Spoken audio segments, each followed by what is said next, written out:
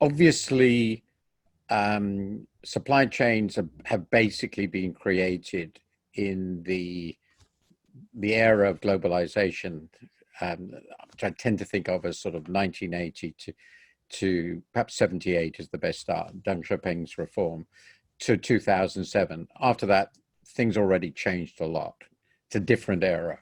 But in that period, there was a strong belief in that trade was going to grow, and there were colossal opportunities in, for the first time technologically, it was possible to unbundle very complicated supply chains across borders. We had the technology to do this in terms of communications and transport. Couldn't really operate integrated supply chains in this way before that. It was impossible in the 19th century, for example, very different pattern of trade. And we had the emergence of suppliers in China, above all, who could produce a wide range of products to specifications absolutely reliably and very, very cheaply. And this, of course, transformed world trade, and it also transformed China and economic systems. It's very clear to me, it brought a lot of benefits to both sides. But I think now, thinking about how this might end, as Ian has described very, very well, there's a complete breakdown in trust between the two sides. This sort of integration requires a very high level of mutual confidence among politicians, obviously, the people about them, but also business. Let's suppose you've structured your business about an operation designed like that. So there are people producing stuff for you in China, and Taiwan is actually a very important part of this too, and so is Japan. And without them, you just can't operate. I think that Apple is probably in exactly the situation. And then you realize, well, actually your government is in a Cold War anyway with these people. Well, then obviously you start thinking about restructuring the whole thing.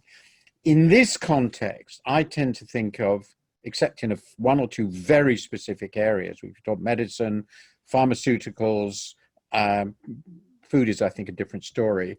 I don't think that the pandemic is crucial because it's breaking relationships further and making people more nervous about supply chains. But I think that sort of integration is no longer possible. Now, there are two possible, and this is the last point, there's so many to say. There are two possible reactions from the private sector come business here. One is, to follow what Ruth said, okay, it can't all be in China. We'll have it in lots of countries. We'll have it in Vietnam. We'll have it in Mexico. Has advantages, nice and close by. Already lots of this is being done with Mexico. And the way we diversify, we just shouldn't rely on one overwhelmingly dominant supplier, China. That would be a perfectly plausible response. And the other response is to say, actually, no, we better go home, because that's what the politicians want us to do. That's what the politics want to do. And in many respects, in the last resort, that's the safest, I think, mistake.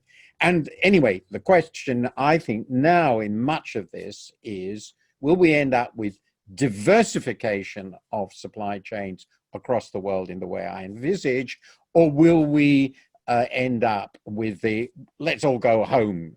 Now, the let's all go home game is basically a US specific game. No other country in the world can seriously contemplate that, but Europe might. And Ian has already touched on that possibility. So that's, I think, where we are, and that's where the politics interact with it. Just the final point, the cost benefit advantages of these countries in supplying has diminished, the cost, because their wages have risen so much and automation has got involved. So I actually think the underlying economic drivers of a lot of the supply chain unbundling we saw are themselves also weaker.